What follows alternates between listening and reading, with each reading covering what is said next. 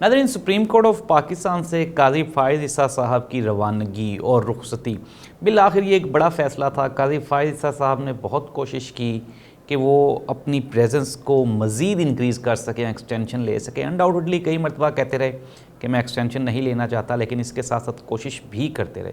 काजी फ़ाइज़ ईसा साहब के बाद अगली रवानगी किसकी है? दोस्त जब भी मिलते हैं तो एक सवाल पूछते हैं कि जी ये जो मौजूदा हुकूमत है इसका मुस्तकबिल क्या है, क्या ये घर जा रही है, पाकिस्तान में नए इलेक्शंस होने वाले हैं या तब्दीली आने वाली है, किस तरह से ये सब कुछ होगा। नाज़रीन, यही वो तमाम सवालात हैं जिसके जवाब ढूंढेंगे हम आज के प्रोग्राम में।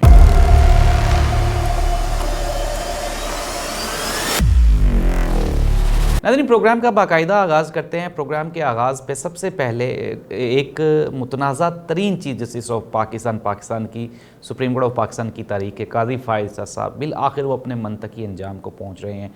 अगर हम बात करें नाज़रीन इससे पहले जस्टिस साकिब निसार साहब की, तो जस्टिस साकिब निसार साहब को भी बेपनाह क्रिटिसाइज़ किया गया मियां नवाज शरीफ साहब की हुकूमत ख़त्म करने में और फिर उसके बाद कुछ ऐसे फ़ैसले सुनाने में जिसको लेकर के आज तक भी जस्टिस साकिब निसार साहब अपनी क्लैरिफिकेशंस दे रहे हैं। हमारी मुलाकात हुई साकिब निसार साहब से तो उन्होंने काफ़ी परेशान दिखाई दिए। हालांकि उन्होंने कहा कि जी मैं तो मियां नवाज शरीफ साहब के ख़िलाफ़ किसी भी किस्म के फ़ैसले में शामिल ही नहीं था। फिर उसके बाद उमर अता बंदयाल साहब रहे, उनके बारे में भी काफ़ी इमरान खान को लेके काफ़ी चर्चा रही और इमरान खान को सपोर्ट करने के इल्ज़ामात लगे, लेकिन अनडाउटेडली वो इमरान खान को चाहकर भी सपोर्ट नहीं कर पाए। इवन के केपी और पंजाब में 90 डेज़ में वो इलेक्शंस भी नहीं करवा पाए और इसके अलावा उनके दौर में ही इमरान खान साहब को लेकर काफ़ी सारे केसेस भी बनाए गए, उसमें भी वो इमरान खान को नहीं बचा पाए।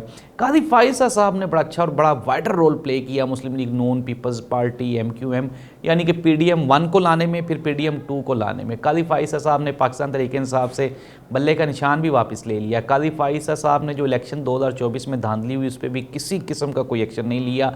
अलबत्ता हुकूमत को मखसूस नशिस्तें देने, हुकूमत को इलेक्शन कमीशन ऑफ पाकिस्तान की जानिब से जो फैसिलिटेट किया गया उस पर भी काजी फ़ाइज़ ईसा साहब बिल्कुल भी नहीं बोले। काजी फ़ाइज़ ईसा साहब ये कहते थे कि मैं बड़ा ईमानदार, आइन और कानून के मुताबिक फ़ैसले करने वाला हूँ, झूठ नहीं बोलता, अम्मी जो कहती हैं वही होता है। लेकिन काजी फ़ाइज़ ईसा साहब इसके बावजूद भी पाकिस्तान की तारीख के मुतनाज़ा तरीन चीफ जस्टिस इसलिए भी रहेंगे कि हर बंदे के साथ पर्सनल हो जाते थे।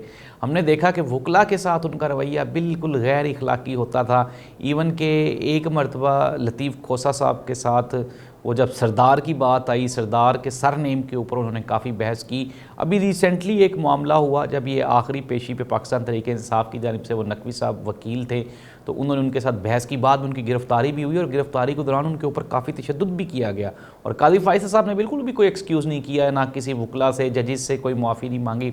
अगर हम काजी फ़ाइज़ साहब की दूसरे जो उनके साथी जजेस हैं उनके साथ रवैये की बात करें तो उनके साथ भी काजी फ़ाइज़ साहब बिल्कुल भी चाह कर भी नहीं बना पाए। अपने हम ख्याल ग्रुप बनाना चाहते थे, बना भी लिया उन्होंने, जस्टिस अमीनुद्दीन और एक आध जज को अपने साथ बिठाई रखा जो फैसले लिखते थे 3-4 जजेस मिलके उसमें भी। लेकिन इसके बावजूद जो दो सीनियर जजेस थे, जस्टिस मुनीब अख्तर और इसके अलावा मंसूर अली शाह और याहिया अफरीदी, उनको वो एतमाद में कभी भी नहीं ले सके काजी फ़ाइज़ ईसा साहब। और इसकी सबसे बड़ी वजह वो काजी फ़ाइज़ ईसा साहब की खुद पसंदी थी और वो एक तो 2 नंबरी कर रहे होते थे, फिर उसके बाद उस 2 नंबरी को जस्टिफाई करने के लिए, वो ये साबित करने के लिए कि मैं बहुत ईमानदार हूँ, तो मज़ीद 2 नंबरी करते थे। और हमने देख लिया काजी फ़ाइज़ ईसा साहब का ये पूरे का पूरा टन्योर वो इंतहाई मुतनाज़ा गुजरा। अब आ जाते हैं काजी फ़ाइज़ ईसा साहब के बाद अगली रुखसती। हुकूमत ये चाहती है कि जो चीफ़ इलेक्शन कमिश्नर हैं सिकंदर सुल्तान राजा, उनको कोई आगे फर्दर एक्सटेंशन दी जाए। लेकिन जाहिर सी बात है कि ये चीज़ें उतनी आसान लगती नहीं है जितनी कि ये उतनी आसान होती नहीं जितनी ये लग रही होती कि यार ये इतनी आसानी से ये हो सकता है या ये हो जाएगा। तो ये एक मुश्किल डिसीजन है। सिकंदर सुल्तान राजा को भी बिल आखिर बहुत लंबा अरसा हो गया, अपना जो मुकर्रर मुद्दत है उससे भी वो आगे जा रहे हैं, तो इसलिए बिल आखिर अब अगली रवानगी सिकंदर सुल्तान राजा की है। पाकिस्तान में सियासी मंजरनामा तेज़ी से तब्दील हो रहा है और आने वाले दिनों में आप देखेंगे कि ये सियासी मंजरनामा मज़ीद आपको तेज़ी से तब्दील होता हुआ दिखाई देगा। नए इत्तेहाद बनते हैं। मौलाना फजल रहमान साहब के बारे में पाकिस्तान तहरीक इंसाफ कोई अप्रोक्सीमेटली कोई 7-8 साल बड़ा सख्त मौक़िफ़ रखती थी, लेकिन फिर हमने देखा कि अभी ये जो आइनी तरमीम का मामला था उसमें काफ़ी इंगेजमेंट की मौलाना फजलुर रहमान साहब ने, और इमरान खान ने भी उनकी तारीफ़ की और पाकिस्तान तहरीक इंसाफ भी उनके साथ गुफ्त शनीद करती थी। एक मरतबा मौलाना फजलुर रहमान साहब के घर में ही बिलावल भुट्टो, जरदारी, उमर अयूब और पाकिस्तान तहरीक इंसाफ की बड़ी क़यादत वहाँ पे मौजूद थी। बिलावल साहब भी आ गए तो उनकी भी जफ्फियाँ डलवा दी मौलाना फजलुर रहमान साहब ने। इट मीन्स दैट ये कबल वक्त नहीं होगा कि आप ये कह दें कि पाकिस्तान पीपल्स पार्टी और PTI में इत्तेहाद नहीं हो सकता। सियासत में कोई भी एंडिंग पॉइंट नहीं होता, इत्तेहाद बनते रहते हैं, इत्तेहाद टूटते रहते हैं। इमरान खान ने शेख रशीद साहब के बारे में कहा था कि मैं उसको अपना चपरासी भी नहीं रखूँगा। फिर हमने देखा कि ना सिर्फ वो काबीना में शामिल थे बल्कि बड़े अहम वज़ीर थे।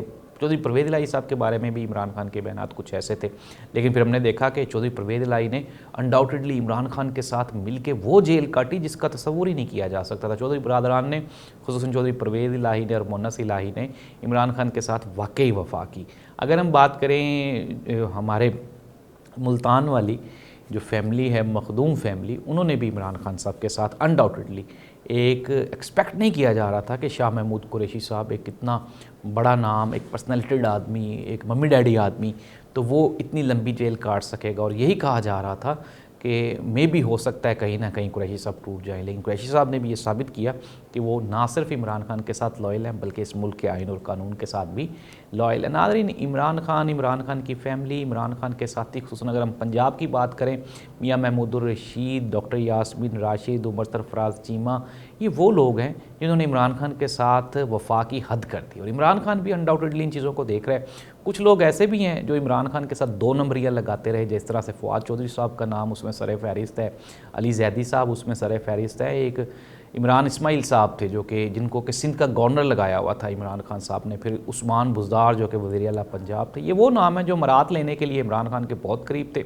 लेकिन फिर जब इम्तहान की घड़ी आई तो ये सब लोग इमरान खान को छोड़ के पाकिस्तान में सियासी मंजरनामा तब्दील होने जा रहा है। और मैंने आपको ये कहा था कि 18 महीने से 20 महीने हो जाएंगे, हुकूमत के इससे ज़्यादा मुमकिन नहीं है। ना ही तो हुकूमत के पास अवामी मैंडेट है, हुकूमत कोशिश कर रही है, सर धड़ की बाजी लगा रही है कि किसी भी सूरत में हमने ये इक़्तिदार नहीं छोड़ना। लेकिन जाहिर सी बात है नाज़रीन, ये आप भी जानते हैं, मैं भी जानता हूँ, बिल आखिर आपने कहीं ना कहीं जाके तो इक़्तिदार छोड़ना होता है। और मैं फिर दोबारा कह रहा हूँ कि इन सब ने मिलकर कोशिश की कि इमरान खान को सफाई हस्ती से ही मिटा दिया जाए। जिस तरह राना सनाउल्लाह साहब कहते थे, ये हमारा जानी दुश्मन है, ज़ाती दुश्मन है, ये लड़ेगा, हम भी लड़ेंगे, हम देखेंगे कि ये हमसे किस तरह से जीतता है, ये ओपन ग्राउंड है, इमरान खान अपने आप को बचाएगा, हम अपने आप को बचाएंगे, एक ही बंदा बच सकता है। तो हमने देखा कि ना सिर्फ इमरान खान बच गया, इमरान खान की सियासत भी बच गई, इमरान खान का नज़रिया भी बच गया, इमरान खान का बयानिया भी बच गया, और इमरान खान के साथ अवाम की जो सपोर्ट है वो भी इमरान खान को बच गई। और आने वाले दिनों में अगर सियासी मंजरनामे पे कोई खड़ा हुआ दिखाई देता है तो वो सिर्फ़ और सिर्फ इमरान खान ही है, उसके अलावा कोई नहीं। अल्लाह इस मुल्क का हामी नासिर हो। अल्लाह।